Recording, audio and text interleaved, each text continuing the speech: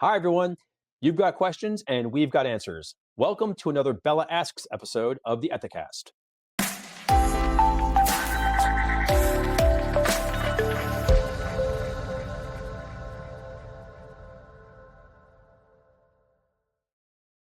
The Business Ethics Leadership Alliance, or BELA, is a global ethics and compliance community that provides exclusive access to helpful data, benchmarking, events, and other resources to advance your ethics and compliance program.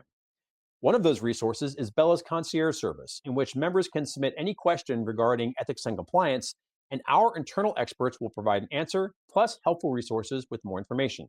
Now, while we invite everyone watching and listening to join BELA, we know that there's no competition in compliance. So we're using this program to thematically respond to high-level questions from the BELA community for the benefit of E&C teams everywhere. Joining us once again to share her keen insights is BELA Chair Erica Salmon Byrne. Erica, thanks for joining us. Oh, Bill, thank you so much for having me back. I'm delighted that the BELA community keeps asking questions. Well, our next question is on a favorite topic. It's all about speak up. And it hmm reads, how should managers respond to reports of misconduct? Yep, I love this question, Bill, as you know, because it combines a couple of my favorite things: speak up, manager preparedness, and a forward-thinking ethics and compliance team that is wondering, how can I do this better? So, gold stars across the board. Um, As longtime listeners of the program will know, Bill, we have the evidence here at Ethisphere that at the end of the day, managers are absolutely the linchpin around which everything else that you do is going to spin. We know from employee data, self-reported employee data, that for every one employee that called your helpline, 6 of them said that they brought an issue to their manager. And more often than not, they were not thrilled with how that process went. And it's largely because the manager didn't know what to do. So, um, a couple of thoughts on this one. First off, as the ethics and compliance team, I really hope that you are involved in your manager preparation process. So that means you are part of the manager training infrastructure at your organization. You are talking to managers when they become managers. You are talking to managers when they have been managers, and you are talking to managers when they become even more senior managers. In other words, you're not just one and done on your manager training, you're part of the ongoing dialogue. So look at your manager training process. How have you talked to managers about what it is that they need to do when an employee brings them a concern? Also, and equally importantly, how have you taken on board the fact that adult learning research tells us that if we can't use something within the first 6 weeks of learning it, 70% of it is gone. So, not just how are you training managers at that moment in time when you're talking to them, but when something happens, how are you preparing them? How are you using your communications channels to regularly talk to them about the fact that their employees are probably bringing them questions and concerns and they're not on their own when that question or concern comes up? So, really making sure that you're reinforcing that message, that you're using your communication channels to do it. If you are lucky enough to have a strong ambassador liaison program, use that to talk to your managers about these issues. Whatever way in which you can get in front of your managers, maybe it's your ER team or your people team, whomever it is that is in front of your managers, making sure that you're having conversations with your managers about the fact that this is happening.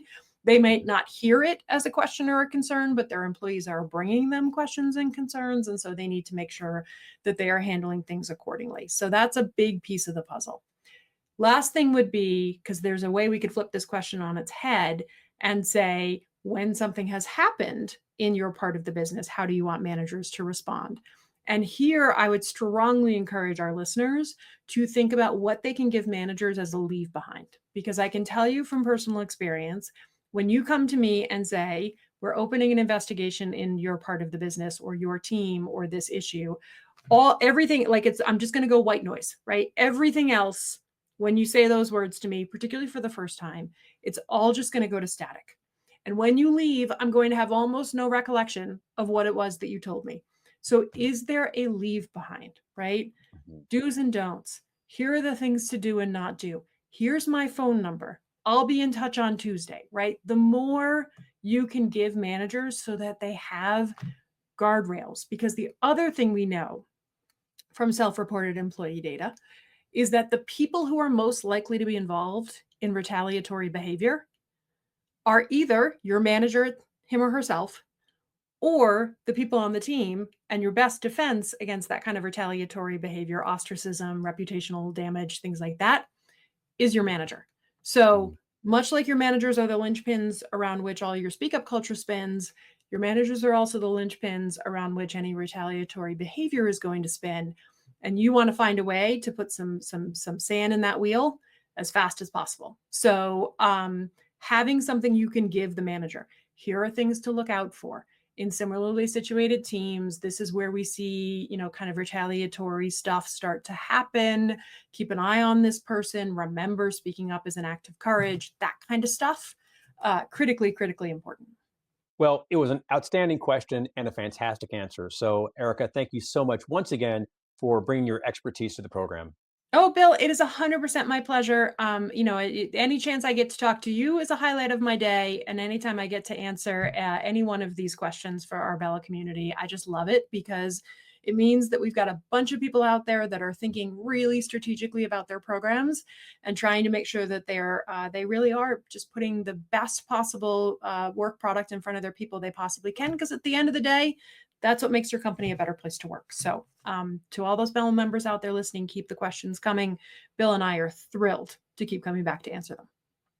To learn more about Bella, visit ethisphere.com/Bella to request guest access to the Member Resource Hub and to speak with the Bella Engagement Director. If you have a question that you would like answered on this program, contact the Bella Concierge Service and we'll get to work on it for you. Thanks for joining us. We hope you've enjoyed the show. If you have not already, please like and subscribe on YouTube, Apple Podcasts, and Spotify. And be sure to tell a colleague about us as well. It really helps the program. That's all for now, but until next time, remember, strong ethics is good business.